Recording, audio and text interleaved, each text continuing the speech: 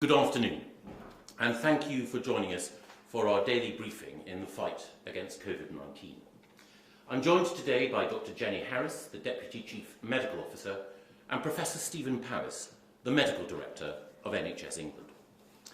I'd like first to update you all on the facts about the spread of COVID-19 and the steps that we are then taking in the battle against this virus. 143,186 people have now been tested for the virus. Of those, 25,150 have tested positive. And sadly, yesterday we recorded the highest single increase in the number of deaths as a result of COVID-19. 381 people died, meaning that of those hospitalised in the UK, the number who have passed away now totals 1,789. Every death is the loss of a loved one, and our thoughts and prayers are with those who are grieving. Overall, 10,767 people in England have been admitted to hospital with COVID-19 symptoms. The largest number of those is in London, with 3,915 people in hospital care, while in the Midlands, the number of those hospitalised is now 1,918 and accelerating upwards. These numbers reinforce the vital importance of following the government's social distancing guidelines. The more we restrict contact, the more we slow the spread of the infection, the more that we can help the NHS build the capacity needed to care for those most in need. And that capacity is increasing. More NHS staff are returning to the front line, and more testing is taking place to help those self-isolating come back and to protect those working so hard in our hospitals and in social care. But while the rate of testing is increasing, we must go further, faster.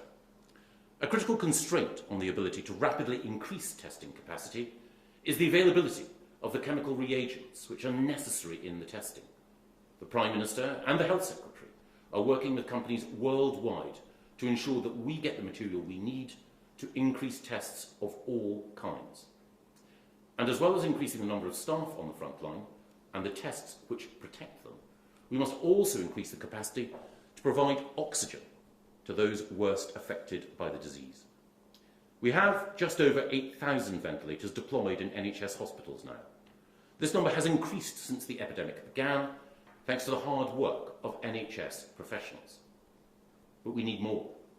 That's why we are buying more ventilators from abroad, including from EU nations. And it's also why we're developing new sources of supply at home. Before the epidemic struck, we had very little domestic manufacture of ventilators. But now, thanks to the dedication of existing medical supply companies and the ingenuity of our manufacturing base, we have existing models being produced in significantly greater numbers and new models coming on stream. Orders have been placed with consortia led by Ford, Airbus, the Formula One racing teams including McLaren, GKN Aerospace and Rolls-Royce and Dysons.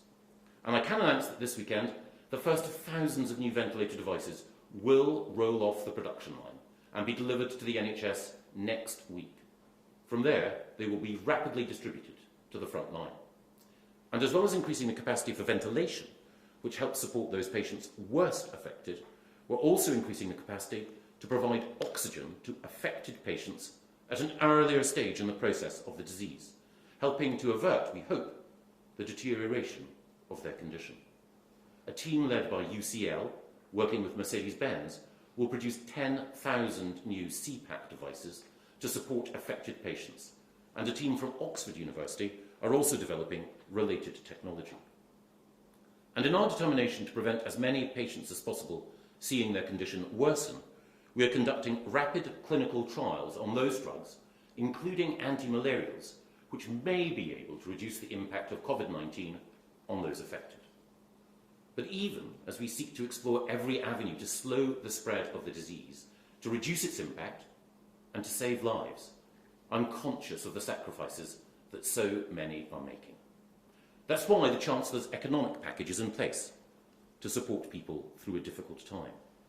It's also why we're working so closely with our colleagues in the devolved administrations to coordinate our response across the United Kingdom, and I'm grateful to them, as I am to the thousands of dedicated public sector workers, cleaners and social workers, prison and police officers, those in the Royal Mail and in our schools. And I want to thank them, and also the leaders of the trade unions who represent them.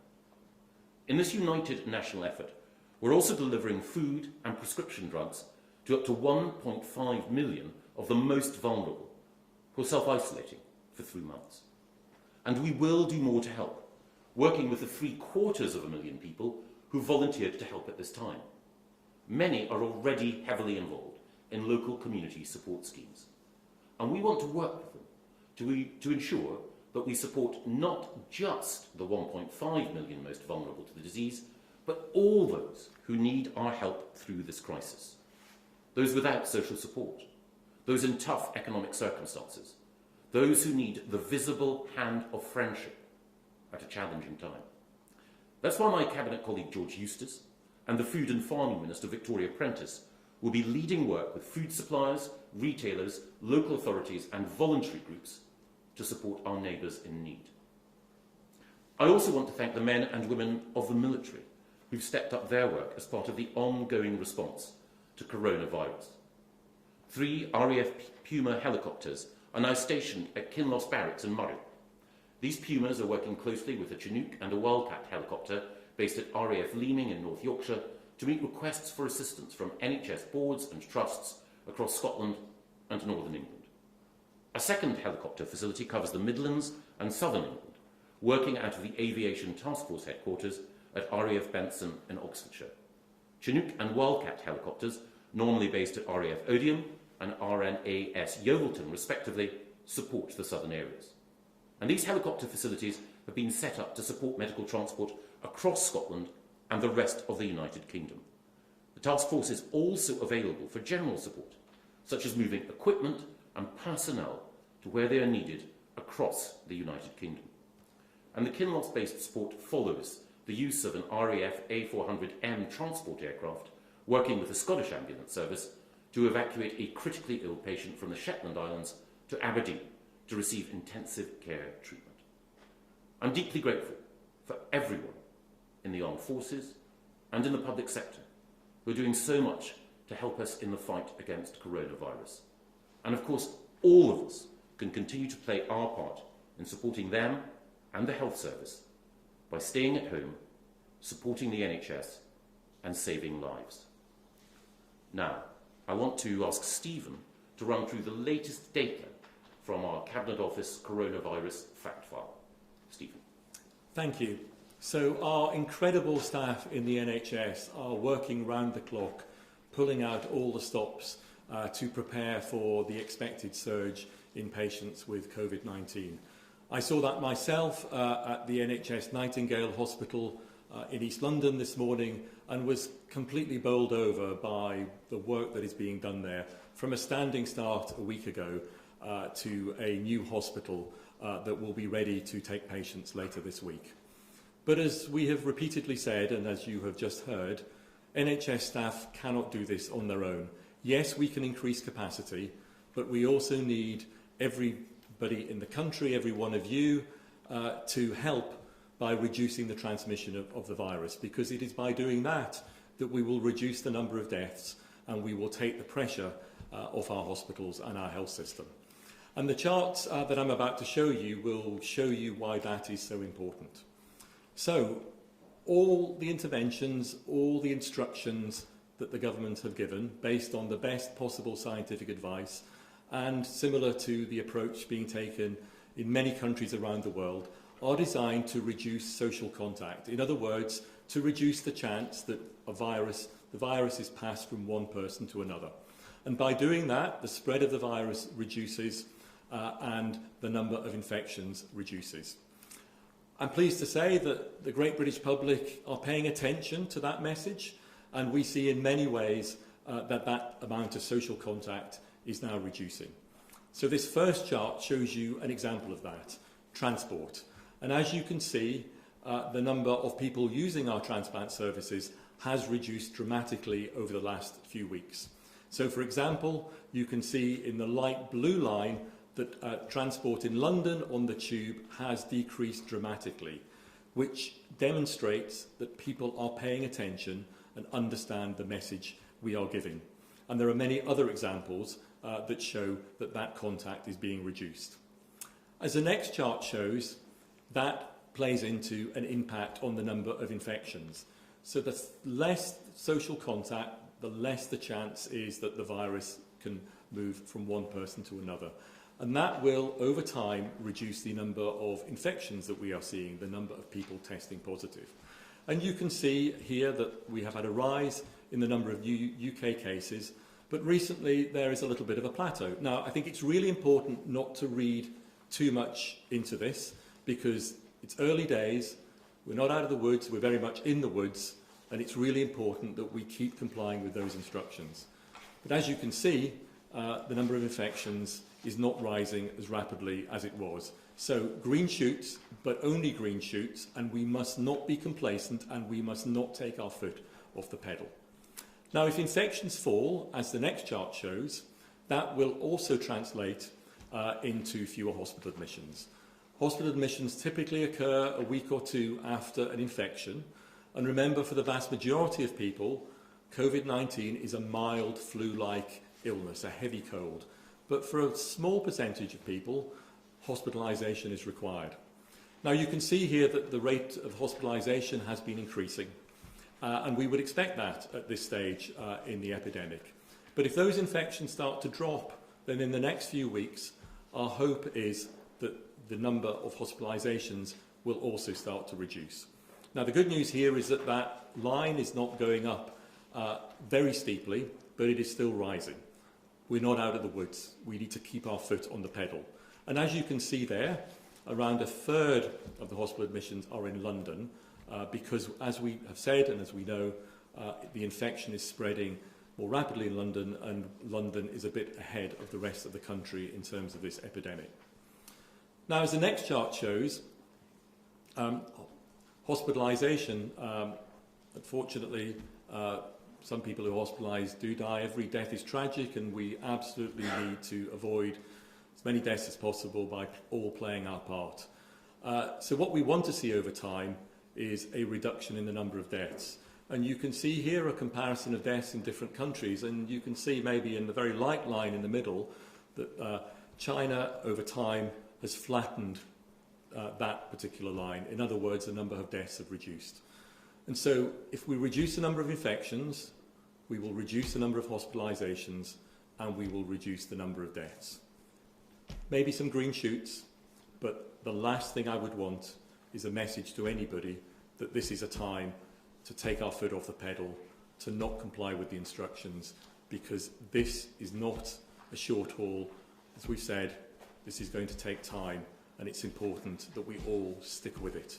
Everybody. Thank you. Thank you very much, Stephen. We'll now go to our colleagues in the media to ask a series of questions. And first we turn to Hugh Pym of the BBC. Hugh.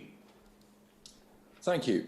Many NHS staff are saying that testing for them is not obviously available in their places of work now or somewhere accessible, even after pledges made by officials and ministers in recent weeks it was a priority.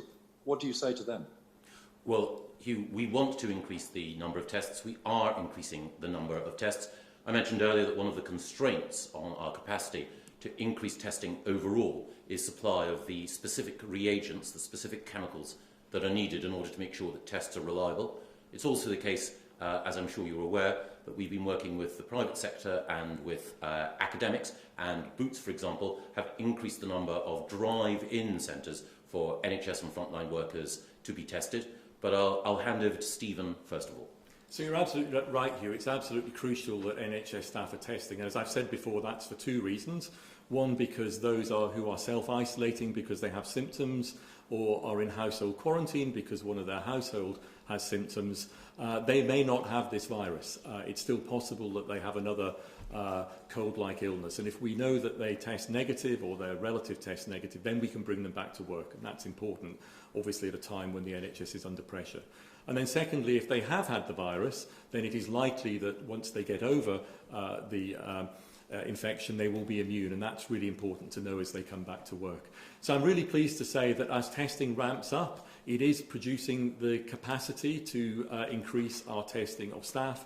We wrote to all NHS trusts on Sunday to ask them to start to produce lists of the staff that are most key and that they would want to test first, or the households that they would want to test. And they are already doing that, and we are beginning to ramp up the testing of staff exactly as Sir Simon Stevens promised on Friday when he was here. Thank you, Steve. Jenny. Just to add to those comments, I think you will know that we've been, as Stephen said, ramping up the capacity within the NHS, and we're heading towards 25,000 on that. I think we're up to about 12,700, so that's a steady increase over the last few days. So that represents additional capacity there, as we've just mentioned. But there is, of course, another element to this, which is if you are an ill member of staff, you do not want to be going into your hospital to be tested. We want you to stay away. And the really positive development there would be to ensure that our postal testing system is operational, because that will be much easier both for the staff that we would like to offer that to, and in due course to other frontline workers, and then potentially onto the public. And that testing is ongoing. A bit like the reagents thing, you have to make sure that the time period of the postal sample doesn't allow for the virus to degrade as it goes through, or we'll end up with an inaccurate test. But there is a lot of testing going on for that at the moment, and that will be, I think, a really helpful practical mechanism for NHS staff to use. Thank you very much, Jenny. I'll turn now to Robert Peston from ITV. Robert. Good afternoon. Good afternoon. 3 weeks or a week ago, when the Prime Minister introduced those restrictions on our freedom of movement, he said it would take 3 weeks for us to know whether those restrictions would allow the NHS to cope. Stephen has talked today about green shoots. Does that mean that you are more confident than you were that the NHS will cope? And could you just give us a sense of the data that gives you that confidence, if you are a bit more confident? And a couple of other quick things. Every day we're deluged with statistics about how much protective equipment is in the system, but equally every day doctors come to me and they say they don't feel protected. They are not getting the equipment. Why is there that mismatch between the volume of equipment and it actually getting to people? And then finally, even if the NHS is better able to cope than perhaps we feared a few days ago, there are still record numbers of deaths in hospitals in a short space of time.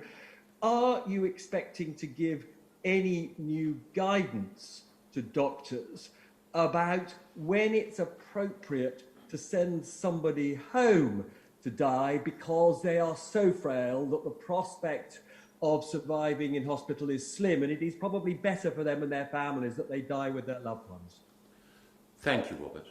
Let me try and answer in part at least the first two questions, and then I'll ask Stephen and Jenny to come in. Stephen is right. There are some signs, as a result of people observing social distancing, that we may be able to flatten the spread of infection, but now is absolutely not the time for people to imagine that there can be any relaxation or slackening.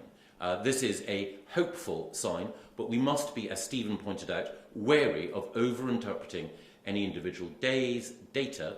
We must ensure that we maintain this united national effort in order to keep people safe. That's the first thing. So I just wanted to emphasise, as Stephen did, that people's efforts, people's sacrifices are worth it. They are making a difference, but we must not let up.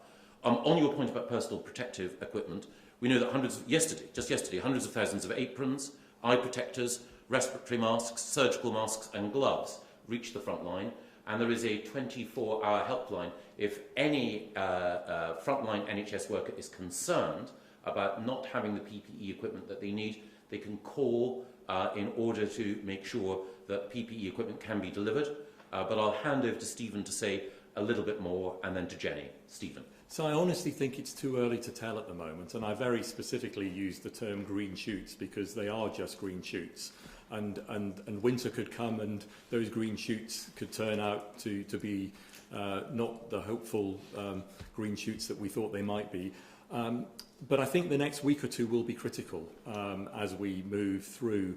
As I said in those charts, there are signs. Sir Patrick Vallance said yesterday that transmission in the community is reducing. That's exactly what we would expect if the public comply with the measures to reduce social contact.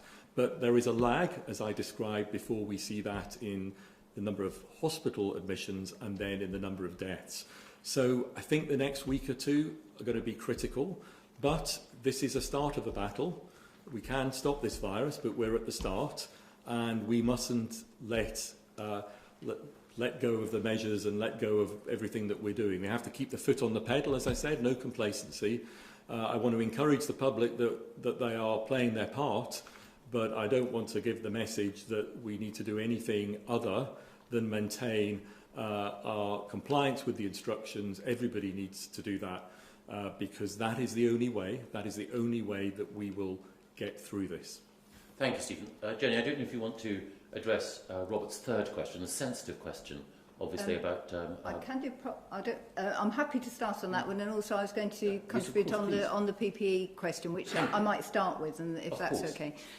So I think if your question was quite interesting, actually, because the way that you posed it around personal protective equipment was very much about were people getting it and how did they feel about it? And I think that is actually really critical. So I think the first thing to say is the UK has always had sufficient stocks to date that it needs against its guidelines, and those guidelines are amongst the best in the world. The WHO actually produced a statement at the weekend very much supporting our guidance on that. It's equivalent to Australia, Canada, it's supported by the European Society of Intensive Care and the Society of Critical Care Medicine. So there is a strong evidence base around what we recommend.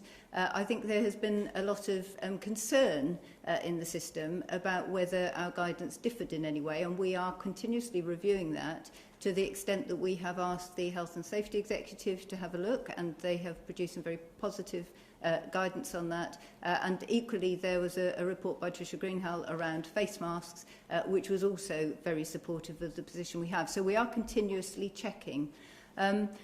I think one of the issues and I have to admit, I stood here, I think, about 10 days ago and said, very probably optimistically now in the past, we've solved the PPE position. So my apologies, because 48 hours later, I think, our distribution issue had popped back in again. And so the distribution element has been a little bit tricky at times, and we have now taken a whole strand of the logistics, including with the Army support actually, out so that we are developing a UK position on that stock and distribution flow. And the underlying critical point about this is that the PPE should go to match where the critical clinical risk is. So that doesn't matter whether you are a consultant in an A&E department or a domiciliary care worker looking after a resident at home. You may not have the same PPE. In fact, I would expect you not to have. But the PPE that you have is proportionate to the risk exposure that you have. That's really important. So it doesn't matter where you are in the system. So I think there have been some distribution issues. We're developing an e-system, so that will make it much easier for example, for care homes to have that. But then I think I wanted also to address the second point, which is actually how people feel. So Steve and I almost certainly have colleagues, friends, family working on the front line and are very attuned to how it feels. Just as it does for the rest of the public, this can feel quite frightening at the moment, and if you are continuously seeing patients coming through the door, that is particularly the case. So we're very attuned to this, and what we have been doing over the last few days is reviewing our guidance to see if, although we're quite satisfied with the technical basis of it, if we can make some small tweaks, if you like, to ensure that people feel safer in what they're doing, and we're addressing that over the current period. Thank you, Jenny. Did you want to address Robert's point about... or Steve? End-of-life care is obviously incredibly important. And I think one of the aims that we have tried to maintain throughout this by increasing the capacity of the NHS and also suppressing the virus and reducing the demand on the NHS is to ensure that clinicians, doctors, nurses can manage patients as they always do, and manage end of life as they always do.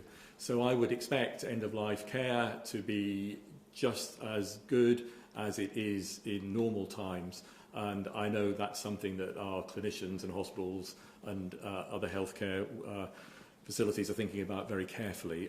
Clearly, with the additional impact of the virus, this particular virus, we do need to think carefully about when people are discharged from hospital if they have had COVID, and so we have issued specific guidance to assist in that discharge, for instance, discharging into care homes. So we've taken account of the fact that over and above our normal procedures, we need to take account that we have a new infectious disease. Thank you very much, Stephen. And I want to turn to Charlotte Ivers of Talk Radio. Charlotte.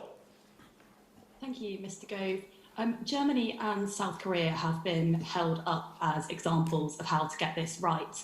How would you all describe the UK's response relative to that, better or worse? And if I may, Mr. Gove, can we expect to see tax rises in the next couple of years after all of this is over? Well, thank you, Charlotte. We learn from other countries. We collaborate with other countries. And I think that it's certainly the case that different countries with different healthcare systems have approached dealing with the virus in overlapping and complementary ways. I think that one of the things I would say, just observing it, is that the NHS has formidable resources and advantages. The dedication of our staff, the fact that we can stand up a new hospital like NHS Nightingale so quickly, and the quality of the data and the scientific input that I see when I observe the work of dedicated NHS professionals and scientists, well, I'm in awe of it. So I think that we should be, all of us, grateful that we have the NHS and that we have the academic excellence that underpins it. But of course, we can and are learning from other nations in their approach to dealing with the virus. On the question of the economic choices for the future, I think the most important thing to understand is that the Chancellor has taken steps in order to ensure that we can put our arms around workers in order to ensure that they can feel confident about their future. That's the best way of making sure that more people are kept on by employers, that the economy can grow again in the future, and that the mixture of different instruments at the Chancellor's disposal, including borrowing, are there in order to ensure that we can see future economic growth. Tax decisions in the future will be a matter for the Prime Minister and for the Chancellor. But on international comparisons, I don't know, Stephen, if there's anything more you want to add? Yes, so I think there's a few points about international comparisons. So firstly, there are differences between countries in how the virus has come to light. So in some countries, for instance, Italy, where in northern Italy there was a very concentrated spread of the virus in a particular part of the country. So countries have responded in different ways, and the virus has emerged in different ways. And we can learn from that, but it's not the virus has not made it manifest itself in exactly the same way in every country. Second point, as Michael said, is that different countries have different health systems, and in fact one of the great strengths of the NHS means that we are in a position to coordinate care very well. So, for instance, in London at the moment, which is the part of the country under most pressure, hospitals can support each other. It is possible to move equipment, it's possible to move patients very easily, and that's because we have an integrated whole country health service that is very used to doing that and can work together very quickly. But the final point I'd like to make is you do see differences in approaches between countries, but the fundamental science underneath this and the fundamental objective of all the approaches is to reduce the transmission rate. So everything that you see in every country, including all the measures here, are designed to reduce the transmission rate. It's very simple maths. If one person infects two people, and those two people another two, then the virus increases at a very fast exponential rate. If we avoid contact with each other, and for instance, for every two people, one person is infected, then it will very rapidly decline. And that is the fundamental approach that every country is taking in the measures that they take. So you may see subtlety in the difference of the exact measures, but the objective is exactly the same, to reduce the spread of the virus. Thank you. Jenny. So just adding a little bit of detail to that, perhaps, on the epidemiology. I think you were mentioning South Korea and Germany. So South Korea was a very particular example in a way, in the sense that it had a very significant outbreak in 2 locations. And in fact, the way that it deals with that has been the same that we would deal, for example, with an outbreak in a care home. We are still very much contact tracing in detail those outbreaks to contain them. It was a very unusual event. I think they have had 162 deaths for 9,786 cases, and that's probably not too dissimilar a balance to the UK figures actually at the moment, but I'll come back to that. Germany is very interesting. They've had 62,285 confirmed cases, 590 overnight. But significantly fewer deaths at the moment. But I think what I wanted to use this example for is just to show how difficult it is to compare countries, because in the German testing system, the proportion of the population that have been tested is considerably skewed towards the younger end. Now, in due course, it's very likely that older people will come through their system as well. We really need to, we will not be able to answer this question, to be honest, until right at the end of the outbreak. If we look back in a year's time, we will be able to compare who we tested, what the demographic of the population was, how many people of what age, the different geographies and the different testing principles. But it is not possible to do that at the moment. But I think just to reassure viewers, we have looked particularly, we always want to learn from other countries, and a colleague of mine has spoken directly with the epidemiologist at the Robert Koch Institute in Germany to ensure that we are, as Stephen said, using comparable techniques and that we're not missing anything that we could be applying here. Thank you, Charlotte. We'll turn now to Jason Groves of the Daily Mail. Jason. Thank you. The rise in the death toll today is shocking. Can you give us any idea of when the peak might come and how much worse that death toll might get in the meantime?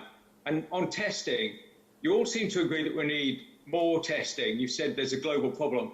But Germany's testing 70,000 a day. We're struggling to test 10,000 a day. Why are we doing so badly? And do we ultimately want to move to a system of community testing so that we can actually get out of this lockdown situation? Thank you, Jason. You're absolutely right. The increase in the number of deaths is deeply shocking, disturbing, moving. And that's one of the reasons why, as Stephen pointed out earlier, it's so important that people maintain the social distancing measures in order to improve and increase the resilience of the NHS and to slow the spread of the disease. We've been asked before when the peak will come. Well, there's not a fixed moment in time. There's not a fixed date like Easter when you know that the peak will come. It depends on the actions of all of us. We can delay that peak. We can flatten the curve through our own particular actions. And on testing, it is important, you are absolutely right, that we increase the number of tests, and that's why the international work that the Prime Minister and the Health Secretary are leading is so important. But I'll just ask Stephen and Jenny to say a little bit about some of the testing comparisons which may or may not be valid and some of them which are perhaps more illuminating. Stephen. So maybe on the deaths, so deaths numbers will vary from day to day, and I think what's important is to look over a number of days rather than from one day to the next. For instance, over the last few days we've seen a decrease. So I think it's important to look at a series of days rather than an individual day. But as I said earlier, the sequence of progress that we will make here is that we will likely see a reduction in the number of infections first, followed by a reduction in the number of hospitalizations, probably a week or two later, and then finally a reduction in the number of deaths, because that clearly is a sequence: infection, hospitalisation, and then, unfortunately, for some death. So I expect that we will still see, unfortunately, a rise in deaths because that is the measure that, unfortunately, we will turn around last. So, as I said earlier, on the infections and on the rate of transmission, green shoots, but those green shoots will take a while, if they persist, to translate into reduction in hospital admissions and deaths. And I think maybe Jenny can take the testing question. So I think the important thing is we want to be testing where it is useful. Otherwise it's a wasted effort, and we definitely want to be doing more testing. But you mentioned community testing. We have excellent community testing in this country. That's how we manage normal outbreaks, and we're very successful and internationally renowned for that. And we have applied community testing very robustly and containment during the containment phase. And I know this can be quite difficult for people to understand when you say you're switching to a different mechanism. It's not that we are not testing. What we are doing is focusing on using testing for clinical care as a priority, which I think people understand completely.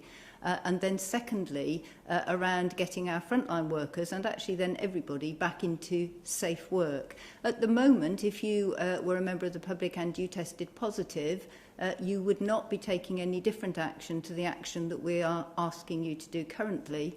If we send a clinical team out to test you at your home, we will be using capacity we could be using in the health service. But the test that I referred to in an earlier question around a postal test, which we are trying to ensure is a robust test to use, would be extremely useful both for our health service workers, getting families back running again from their isolation, and to understand the epidemiology of the disease. But I think we also need to be back on this, it's the have you got it and have you had it test, because the have you had it test is actually the secret to your answer about the lockdown element. If we know how many people have already had it, we will understand the proportion of the population that could still get it, and that gives us the clue to a number of things. For example, if we are able to develop vaccines going forward, we would know how many people we needed to immunise.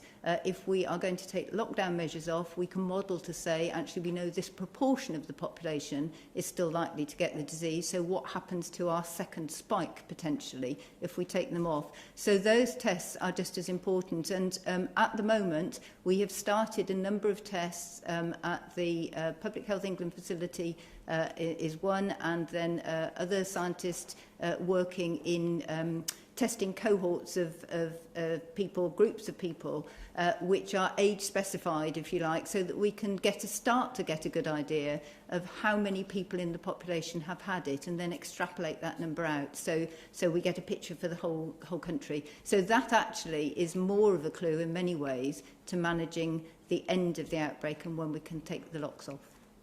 Thank you very much, Jenny. We'll now turn to Hugo Guy from the Eye. Hugo. Thank you. Professor Powis, can you give us any more information about the NHS's critical care capacity? Are there any figures available about on to what extent that capacity has been filled so far, to what extent that capacity will be filled? Do we still expect that demand will stay within the NHS's capacity? And are there any issues on specifically the question of how quickly people can come out of intensive care once they go in? Are we still satisfied that all those figures all those models are working in the right way so that the NHS can stay within capacity throughout the whole outbreak? Thank you, Hugo. Stephen. Yes, so as I said earlier, our plan is to increase capacity, and in particular to increase capacity of beds that can be used for patients, for individuals who need to be ventilated. So that is put on a ventilator machine to support their breathing. And that is what we've been doing over the last month or so, and that is what we will continue to do. So if I give you London as an example, because London is the part of the country that is most under pressure at the moment. Typically we have around 700 critical care beds in London, and our first surge has been to double those up to 1,400. So we are increasing every day. We are well above 1,000 now. We haven't reached that surge capacity within the hospitals of 1,400. And the number of people on critical care in London is still below that number. Now, of course, we have patients on intensive care, critical care units who have conditions other than COVID-19, and it's important that we maintain, and we are maintaining, the beds for those patients, although as we have stepped down elective surgery, that also gives us more capacity, because in complex elective surgery, people can require intensive care beds. So as I said a few days ago, and it is still the case, the pressure is building on London. We are seeing increases every day, but we still have headroom and we still have surge capacity to move into. And of course, the Nightingale Hospital in East London is an additional facility where we have built additional beds that can be used for ventilated patients. That will be ready to come on stream later in the week, should we need to surge out of our hospitals into the into the NHS Nightingale. And as you know, we have plans in Birmingham and Manchester for a similar model, but the rest of the country is a little bit further behind. So we are within capacity. Pressure is building. If the measures that we have implemented work, as I said earlier, then that will start to relieve the pressure, which is why it's so important we all keep to them. Thank you very much, Stephen. And we'll turn now to Torquil Crichton from the Daily Record. Torquil. Hello, Mr Gove.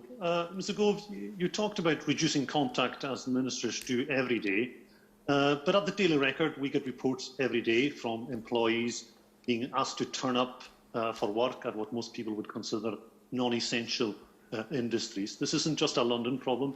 In Scotland, trade unions report construction and maintenance, road maintenance continues. Insurance call centres tell their staff their work is essential. We even have defence contractors continuing to build precision-guided weaponry, hardly life-saving industries. As the First Minister said today, we can rebuild the economy, but we can't bring back lives. So why are we continuing to risk lives and the health of frontline staff by allowing people to go to non-essential jobs? Isn't it time for new guidelines on who should and who shouldn't be at work? And one for Jenny Harris, perhaps. Last week, we had a healthy 21-year-old succumb to coronavirus, and today, sadly, we heard of the death of a 19-year-old, apparently with no underlying health problems. Are young people wrong to think that coronavirus is just something that affects old people? Thank you, Torquil. I appreciate that when people are considering decisions about going to work, the one thing that they want to do is to know, am I doing the right thing? Well, we've stressed that wherever possible, people should work at home. Now, that's easier in some jobs, careers and professions than others. But there are people who are going to work in construction and in manufacturing and in food production and supply who are contributing to making sure that the broader health and well-being of the nation is maintained. There's clear guidance on the importance of social distancing. If it is the case that any employee feels that, for example, their work in a call centre, which can often be vital to making sure that services are provided, is not consistent with Public Health England or other social distancing guidelines, I hope they'd get in touch with me and indeed with your excellent newspaper so we can point out to their employers the vital importance of making sure that people are kept safe at work. There are some roles which require people to work in the workplace, in manufacturing and elsewhere, but social distancing rules should be followed wherever possible, and no one should feel that they're unsafe at work. And I'd also say that trade unions have an important role to play here in making sure that employers are aware of their responsibilities and obligations as well. But Jenny. Thank you. Yes, I mean, how sad is it that two very young people at the start of their lives have lost their life, and I'm sure that has come as a huge shock to their families. I think we have been clear that although what we know about this disease is that in general younger people are not having significant severe illness, it is the case, very sadly, and it is actually the case with flu, for example, although we perhaps don't communicate that frequently, that young people can still be affected. I think in some of the, and I don't wish to put an ageist picture on this at all, but I think because when you're younger, you tend not to think of death, dying, and that it's not something which is part of your usual consideration. It is quite easy, perhaps, to not think of yourself as part of the risk or part of the affected group. And so they are really sad reminders that it doesn't matter what age you are, you should be staying at home and observing all the social distancing measures that we have highlighted. And obviously for anybody, regardless of age, if you are ill or if you're self-isolating and you don't start getting better after a few days, then you do need to consult the medical services, dial 111 or 999 as an emergency. Thank you very much, Jenny. I'd like to thank Jenny and Stephen very much indeed for joining me. Thank you all. Thank you.